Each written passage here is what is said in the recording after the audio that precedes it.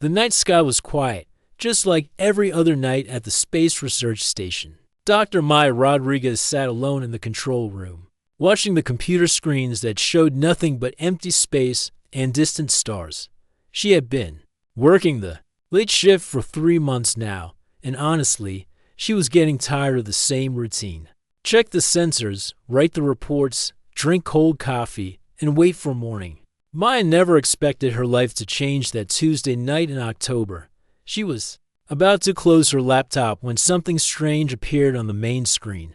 A bright dot was moving toward Earth, but it wasn't moving like anything she had ever seen before. Regular spaceships follow straight paths, but this thing was dancing through space like it was playing some kind of game. What the heck is that? Maya whispered to herself, leaning closer to the screen. She tried calling her supervisor, but the phone just rang and rang. The other scientists had gone home hours ago, leaving her alone with whatever this mysterious object was. Maya felt her heart beating faster as she watched the dot grow bigger and brighter on her screen. The strangest part was how quiet everything became. Usually, the station hummed with the sound of computers and air systems, but now it felt like even the machines were holding their breath. Maya looked around the empty control room and suddenly felt very small. Then something impossible happened. The bright object didn't crash or explode like Maya expected. Instead, it gently settled down in the station's landing bay, as if someone had placed it there with invisible hands. The whole thing looked like it was made of crystal and starlight, glowing with colors that Maya didn't even have names for. Maya knew she should follow safety rules and call for backup, but curiosity won over caution. She grabbed her emergency radio and slowly walked toward the landing bay, her footsteps echoing in the empty hallways. Every step felt like walking into a dream she might never wake up from. The landing bay doors opened with their usual mechanical sound, but what Maya saw inside made her forget how to breathe. Standing next to the crystal ship was someone who looked almost human, but not quite. She was tall and graceful, with skin that seemed to glow from within like moonlight on water. Her hair moved gently even though there was no wind, and her eyes held the depth of ancient oceans. Maya had studied pictures of every known intelligent species in the galaxy, but this being was completely new. The stranger turned toward Maya with a smile that was both sad and hopeful at the same time. When she spoke, her voice sounded like music mixed with starlight. "Hello, Dr. Rodriguez. I have been watching you work for many nights." Maya's mouth fell open. How did this person know her name? How long had she been watched? 1,000 questions raced through her mind, but only one word came out. Who are you?" The glowing woman stepped closer, and Maya noticed that her footsteps made no sound at all. "I am Princess Kellen of the Luminar Empire. My people live among the stars you study every night, but we are dying, and I need your help." Maya blinked several times, trying to make sense of what was happening. "Dying? How can I help? I'm just a scientist who watches space from a tiny station." Princess Kellen's expression grew even sadder. "That is exactly why you can help us. You see, my people made a terrible mistake long ago. We thought emotions were weakness, so we used our advanced technology to remove them from our bodies and minds. At first, we became more efficient, more logical, more powerful." The princess paused and looked out at the stars through the bay window. "But then we realized we had lost something precious. Without emotions, we stopped creating beautiful art. We stopped caring about each other. We stopped feeling wonder when we looked at new worlds. Slowly, one by one, my people began to fade away, not from disease, but from emptiness." Maya felt a chill run down her spine. She had always thought emotions made life complicated, but imagining life without them sounded terrifying. "I don't understand," Maya said softly. "If your people are so advanced, why do you need help from humans?" Princess Kellen turned back to Maya, and for a moment, her glowing eyes seemed almost desperate. "Because humans are the only species in the galaxy who still feel everything so deeply. Your emotions are pure, unfiltered, real. When I watch you work alone at night, I see you feel curious about the stars, frustrated with broken equipment, excited about small discoveries. These feelings that you take for granted are exactly what my people have lost. Maya realized her hands were shaking. This was the most incredible thing that had ever happened to anyone, ever. An alien princess was asking for her help to save an entire civilization. But how can I possibly help save your people? Maya asked. I don't know anything about advanced alien technology. The princess stepped even closer, and Maya could feel warmth radiating from her glowing skin. You don't need to understand our technology. You just need to show me how to feel. I am one of the last of my kind who can still experience faint emotions, which is why I was chosen for this mission. But even my feelings are fading away day by day. Princess Kellen reached out, her hand stopping just inches from Maya's face. If you feel something when you look at me, then show me. Human, teach me how your emotions work. Help me remember what it means to truly feel alive. Before I become as empty as the rest of my people. Maya stared into those ancient, glowing eyes and realized that her life had just split into two parts. Everything that happened before this moment and everything that would happen after. She was no longer just a lonely scientist watching empty space. She was possibly the key to saving an entire alien civilization. The strangest part was that Maya did feel something when she looked at the princess. It wasn't just scientific curiosity or amazement at meeting an alien. It was something deeper, warmer, more confusing. Something that made her want to help this beautiful, sad being who had traveled across the galaxy to find her. I'll help you, Maya heard herself say, though she had no idea how. I don't know if I can teach someone how to feel, but I'll try. Princess Kellen's face lit up with the first genuine smile Maya had seen from her. For just a moment, the alien princess looked almost human in her relief and gratitude. Thank you, Dr. Rodriguez. You may not realize it yet, but you have just agreed to attempt something that has never been done before. In the history of the universe, you are going to try to bring emotions back to a species that has forgotten how to feel. As Maya looked at this glowing princess standing in her ordinary research station, she realized that her quiet, predictable life was over forever. She was about to embark on the most important and impossible mission anyone had ever attempted. And despite being terrified, she had never felt more alive.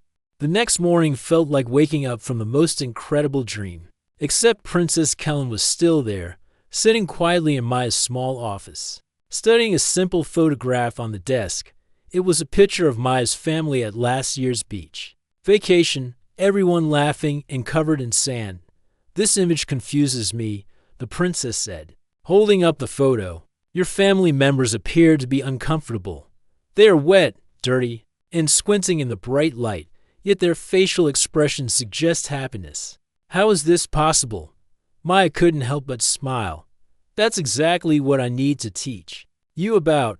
We were having fun that day, even though we looked messy. Sometimes the best feelings come from moments that don't look perfect. For the past week, Maya had been trying to explain human emotions to Princess Kellen, and it was turning out to be much harder than she expected.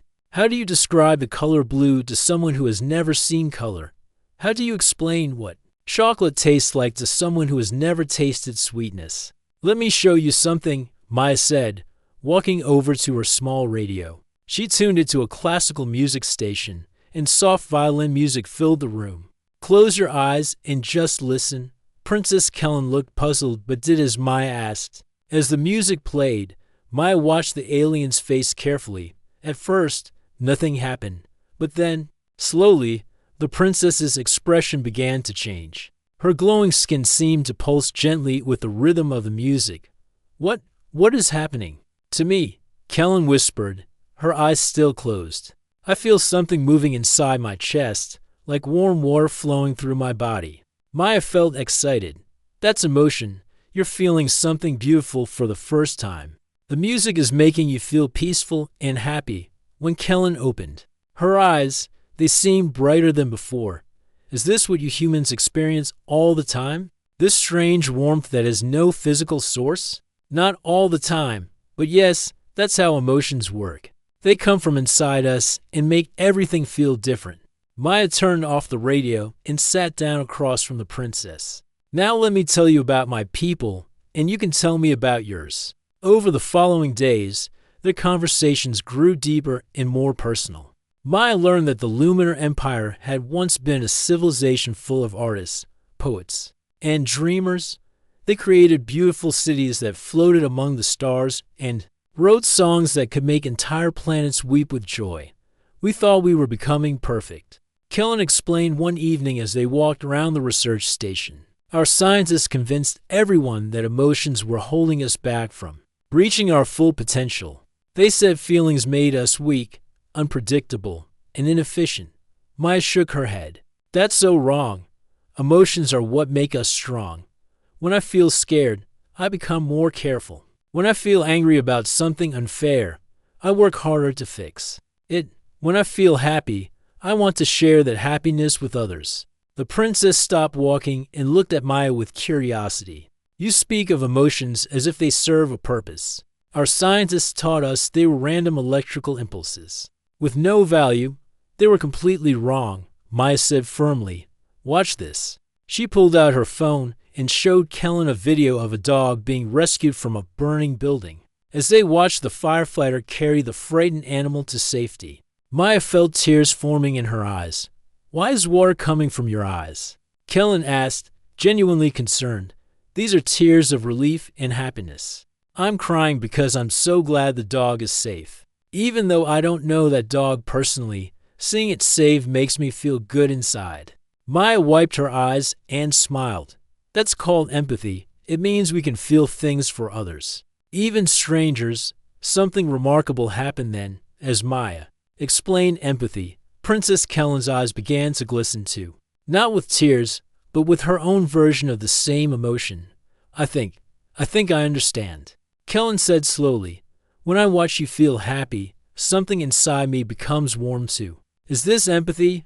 Maya nodded enthusiastically. Yes, you're learning to feel what others feel. That's one of the most important human emotions. As the weeks passed, Maya noticed changes in Princess Kellen that went beyond just understanding emotions. The alien princess began to laugh at Maya's silly jokes, even when they weren't very funny. She started humming the melodies from the radio while she worked, most surprisingly. She began to worry when Maya was late coming back from her daily walks around the station. This worrying feeling is very uncomfortable, Kellen admitted one day. When you were gone for 2 hours, my chest felt tight and my thoughts kept imagining terrible things. That might have happened to you. Why do humans enjoy having such unpleasant feelings? Maya felt her heart skip a beat. The princess was worried about her. That meant Kellen was starting to care about her as more than just a teacher or scientific subject. We don't enjoy worry, Maya explained, trying to keep her voice steady. But we worry about people who are important to us. It shows that we care about their safety and happiness. So when I worry about you, it means you are important to me. Maya felt warmth spreading through her chest. The same kind of warmth she had taught Kellen to recognize as emotion. Yes, that's exactly what it means. The princess was quiet for a long moment, processing this new information. Maya, I need to tell you something difficult.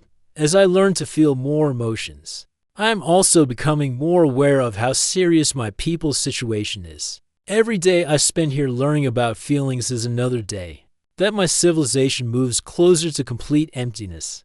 Maya saw pain in Kellen's glowing eyes, and she realized the princess was experiencing her first real heartbreak, not from lost love, but from the terrible burden of being possibly the only person who could save her people. We'll figure it out, Maya said, reaching out to gently touch Kellen's hand. You're not alone in this anymore. When their hands touched, something electric seemed to pass between them. Princess Kellen gasped softly, and her skin glowed brighter for just a moment. What was that feeling? Kellen whispered. Maya felt her cheeks turn red. She was falling for this alien princess. And apparently, Kellen was beginning to feel the same connection. But how could she explain love to someone who was just learning what worry meant? That's complicated, Maya said softly. Maybe we should talk about that tomorrow. But as Maya looked into Kellen's curious, glowing eyes, she realized that tomorrow might bring feelings even more complex and wonderful than anything they had discovered so far. The princess wasn't just learning about human emotions anymore. She was starting to experience them herself, and that changed everything. The question was, would learning to feel save Kellen's people? Or would it make their situation even more heartbreaking than before? Maya woke up that morning with a crazy idea. For 3 weeks, she had been trying to explain emotions with words, but words weren't working fast enough. Princess Kellen was learning, but slowly, and her people were running out of time. Maya needed to show her feelings in action, not just talk about them. Kellen, Maya said over breakfast, "Today we're going on a field trip." The princess looked confused. Field trip? But we are already in a field of space. Where else can we go? Maya laughed, and she was happy to see Kellen's mouth curve up in what was becoming a real smile. Not that kind. A field trip I'm taking you to experience emotions the way humans actually live them. Their first stop was the station's observation deck during sunrise. Maya had timed it perfectly so they could watch Earth slowly turn in the morning light. As the blue planet came into view, painted with white clouds and golden sunlight, Maya heard Kellen gasp, "It's so." The princess struggled for words. "The colors are moving and changing. Why does looking at it make my chest feel tight?" "That's called being moved by beauty," Maya explained, watching Kellen's face glow brighter as she stared at Earth. "You're feeling wonder and awe. These are some of the most powerful human emotions." They stood there for an hour, just watching the planet turn. Maya noticed that Kellen's breathing had changed, becoming slower and deeper. The alien princess was experiencing peace for the first time in her life. Next, Maya took Kellen to her personal quarters and pulled out her old guitar. It was dusty and probably out of tune, but it would have to do. "I haven't played this in years," Maya admitted, "but my grandmother taught me a song when I was little. She said it always made her think of home." Maya's fingers felt clumsy on the strings, and her voice cracked on the high notes, but she sang anyway. It was a simple folk song, about missing someone you love, about holding memories close when you're far from home. As she sang, Maya found herself thinking about her family, her friends, everyone she had left behind to work in space. When she finished, she looked up to find Kellen staring at her with wide eyes. "Water came from your eyes again while you were singing," Kellen said softly, but this time it felt different. Not happy tears like when we watched the animal rescue. These felt heavy. "Those are tears of longing," Maya said, wiping her cheeks. "I miss my family." The song reminded me of how much I love them and how far away they are. Sometimes missing people hurts, but it's a good hurt because it means they matter to us. Something incredible happened then. A single, silver tear rolled down Princess Kellen's glowing cheek. I think I miss my people too," Kellen whispered. "But I had forgotten what missing felt like until now." Maya felt her heart break and soar. At the same time, Kellen was truly feeling. But with those feelings came pain that the princess had never experienced before. Over the next few days, Maya continued Kellen's emotional education through experiences rather than explanations. They cooked a meal together, and Kellen laughed with pure delight when the bread they baked came out lopsided and slightly burnt. "It looks terrible," Kellen said, still giggling, "but making it with you was fun." "Is this what humans call happiness?" "Yes, but it's more than that," Maya said. "You're feeling joy from sharing an experience with someone you care about. Even when things go wrong, they can still be wonderful if you're with the right person." They watched old movies together, and Kellen learned about different types of love. She cried during a romantic drama, cheered during an adventure film, and hid her face during a gentle horror movie. "These stories aren't real," Kellen said after a particularly emotional film. "So why do they make me feel so much?" "Because emotions don't care if something is real or not," Maya explained. "We feel for the characters because we can imagine ourselves in their situations. That's empathy working." But as Kellen's emotional range expanded, she also began to understand the full weight of her situation. One night, Maya found the princess standing alone on the observation deck, staring out at the stars with tears streaming down her face. "What's wrong?" Maya asked, though she thought she already knew. "I finally understand what my people have lost." Kellen said, her voice breaking. We didn't just lose the ability to feel happy or sad. We lost the ability to love each other, to care about beauty, to find meaning in our lives. My entire civilization is made up of empty shells walking through empty cities. Maya moved closer, wanting to comfort her but not sure how. That's why you're here. You're going to bring all of this back to them. But how? Kellen turned to Maya.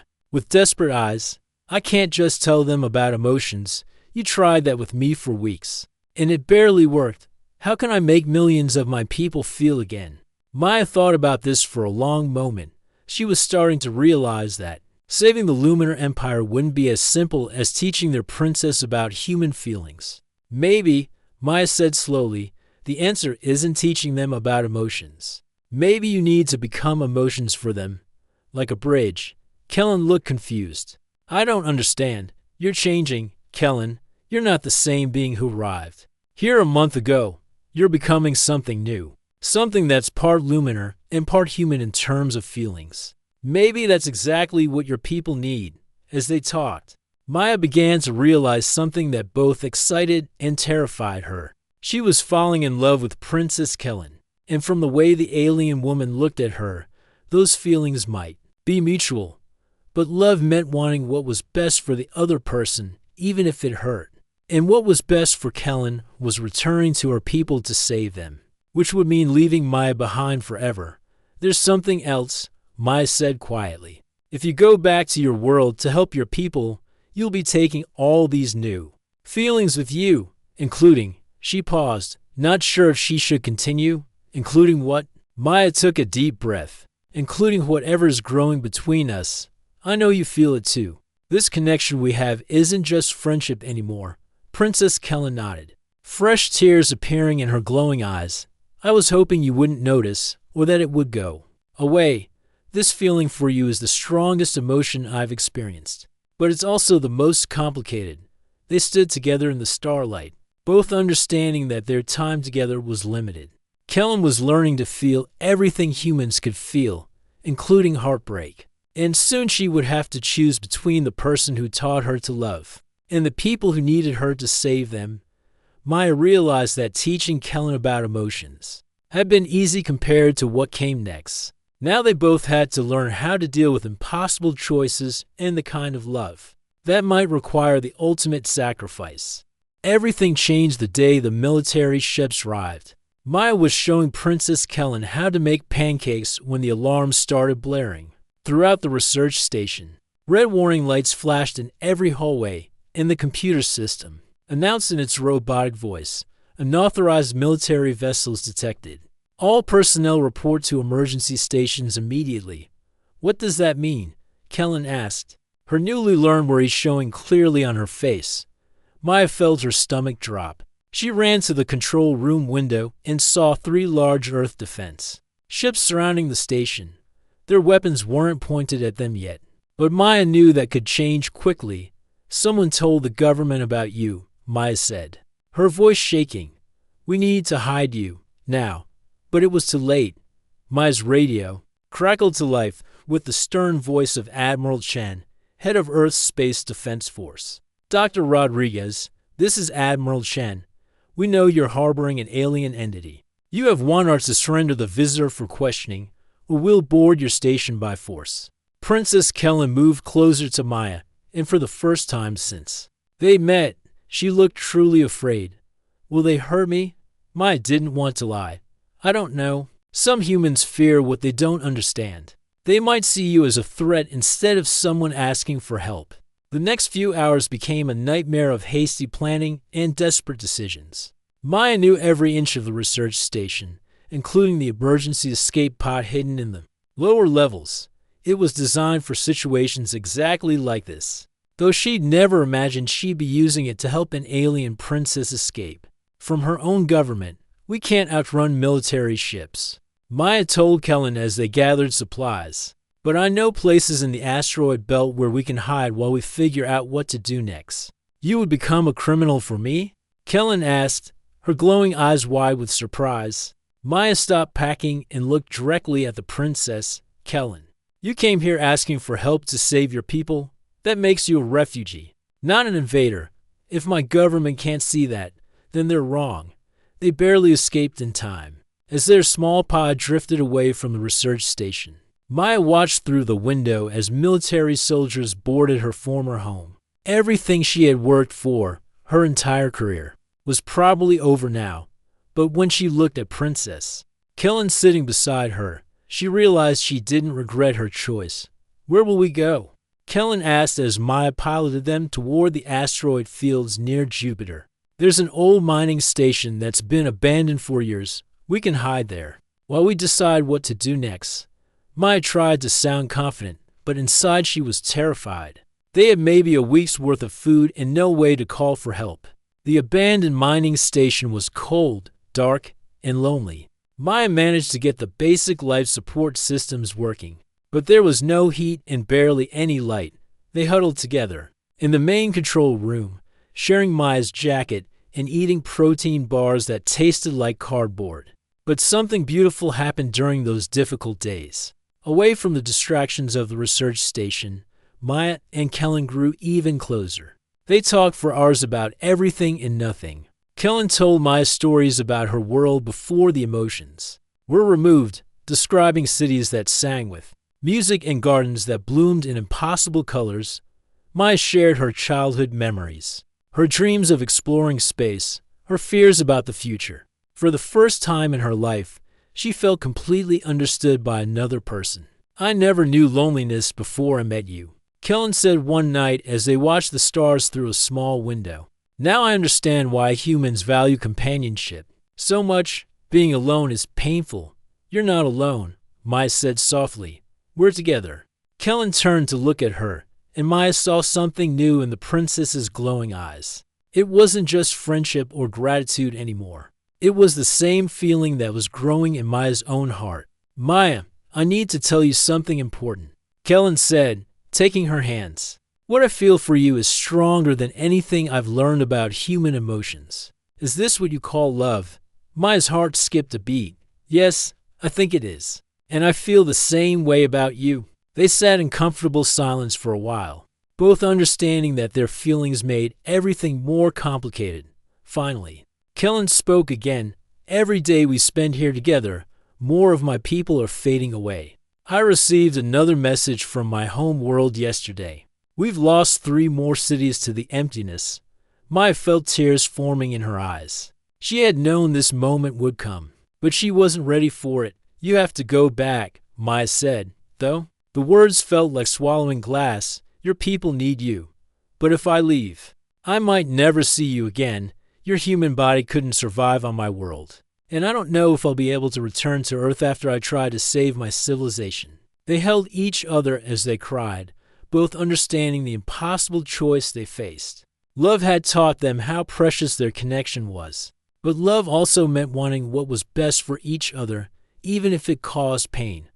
"What if I came with you?" Maya asked suddenly. Kellen looked shocked. "Maya, no. The journey to my world is dangerous, and even if you survived the trip, the atmosphere and gravity would slowly kill you. But maybe I could help somehow. You learned emotions from me. Maybe being near me would help your people learn faster. I can't ask you to sacrifice your life for my people." Maya took Kellen's glowing hands in hers. "You're not asking. I'm choosing. I love you, and I love the person you've become. If there's even a small chance I could help save your civilization, then that's what I want to do." Princess Kellen was quiet for a long time, and Maya could see her struggling with emotions she was still learning to handle. Finally, she spoke. "If we do this, there's no going back. We'll either save my people together, or we'll face whatever comes next together. Are you sure this is what you want?" Maya thought about her old life on Earth, her family, her career, everything she would be leaving behind. Then she looked at Kellen and realized that sometimes love means choosing a completely different future than the one you plan. "I'm sure," Maya said. "Let's go save your people." As they prepared for the journey to Kellen's home world, both women knew they were about to attempt something that had never been tried before. They were going to bring human emotions to an alien civilization, armed with nothing but their love for each other and hope that it would be enough. The journey to Princess Kellen's home world took 3 days, and Maya spent most of that time trying not to think about what might kill her first. The alien atmosphere, the different gravity, or the sheer terror of what they were attempting to do. Kellen's crystal ship was beautiful, but completely unlike anything humans had ever built. The walls seemed to respond to thoughts and emotions, glowing brighter when Maya felt excited and dimming when she felt scared. It was like traveling inside a living jewel. "Are you having second thoughts?" Kellen asked on the second day, noticing how quiet Maya had become. Maya looked out at the strange stars they were passing and tried to be honest. "I'm terrified, but not about dying. I'm scared that we'll fail and your people will be lost forever." When they finally arrived at the Luminar homeworld, Maya understood why Princess Kellen had been so desperate. The planet was breathtakingly beautiful, with cities that looked like they were carved from pure starlight. But something was horribly wrong. Through the ship's windows, Maya could see Luminar people walking through their crystal streets, but they moved like robots. No one was talking, laughing, or even looking at each other. They simply went through the motions of living without any spark of life in their movements. "It's worse than I remembered," Kellen whispered, her voice full of pain. "They've lost even more of themselves while I was gone." The ship landed in what Kellen called the Palace of Memories, a magnificent building that once housed the greatest art and music of the Luminar civilization. Now it stood silent and empty, its halls echoing with the absence of joy.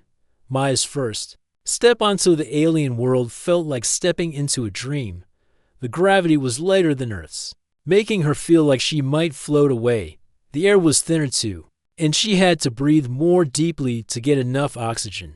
But somehow, her body adapted faster than she expected. "The atmosphere is reacting to you," Kellen explained, watching Maya with amazement. "Our world recognizes the emotions you carry and is trying to accommodate them."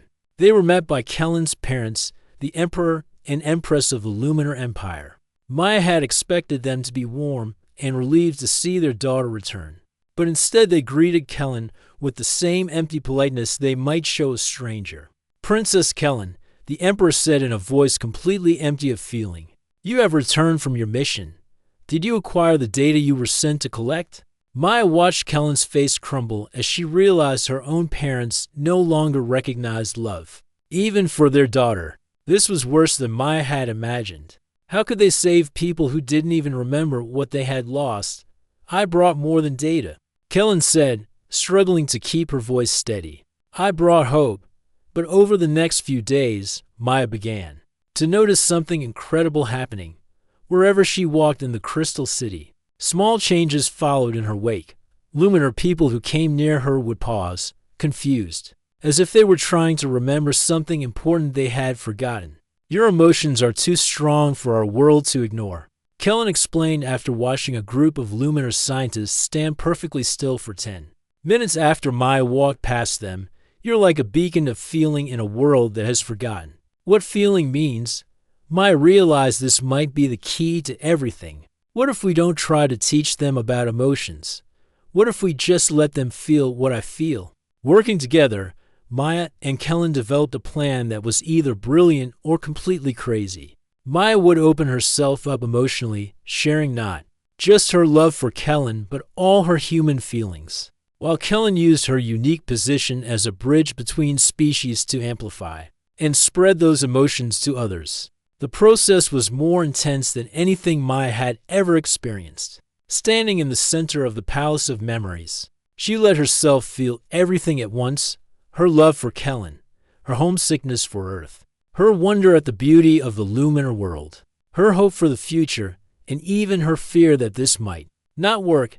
Kellen stood beside her, glowing brighter than Maya had ever seen her, somehow taking Maya's emotions and transforming them into something the Luminar people could understand and absorb.